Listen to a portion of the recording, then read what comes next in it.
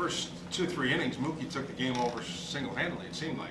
He runs down Harper's drive in the first, and then with the overshift, even when we overshift, we're always leery of a potential stolen base and the guy taking off to third, and Mookie did just that. And then comes up big with a 3-run homer.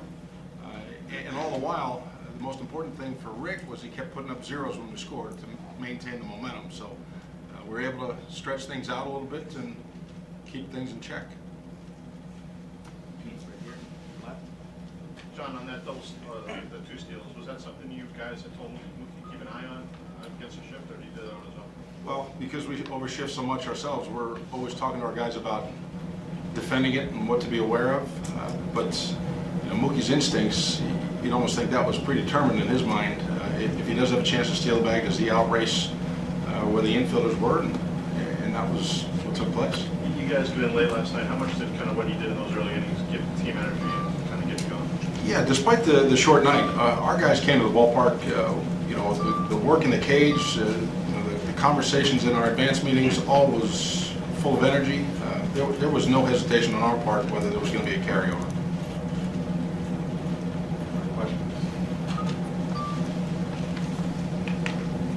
Gordon on the right. John,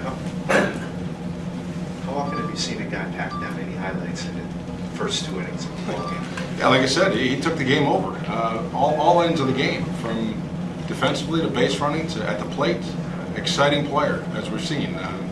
He went through a little bit of a couple of game period there in New York where he was getting pitched to a little bit with a heavy dose of breaking balls, but he's a talented, exciting player. Right here.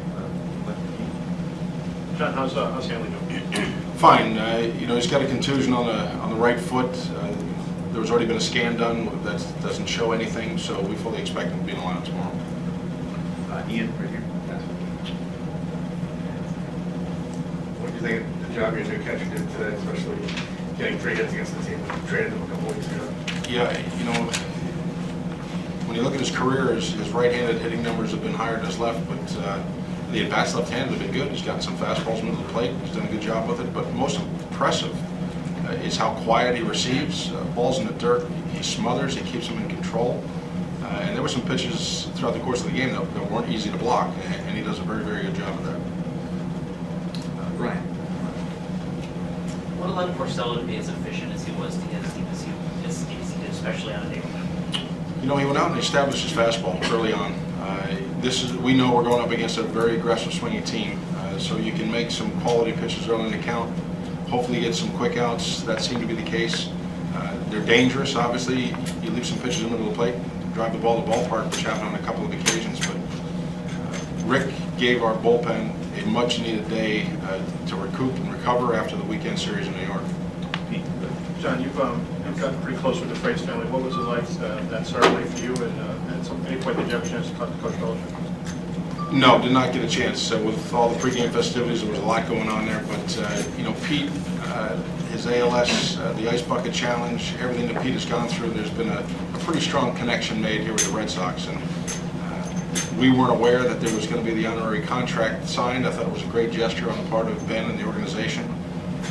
And just great to see the attention that he's bringing to his own challenge and what it's meant really worldwide.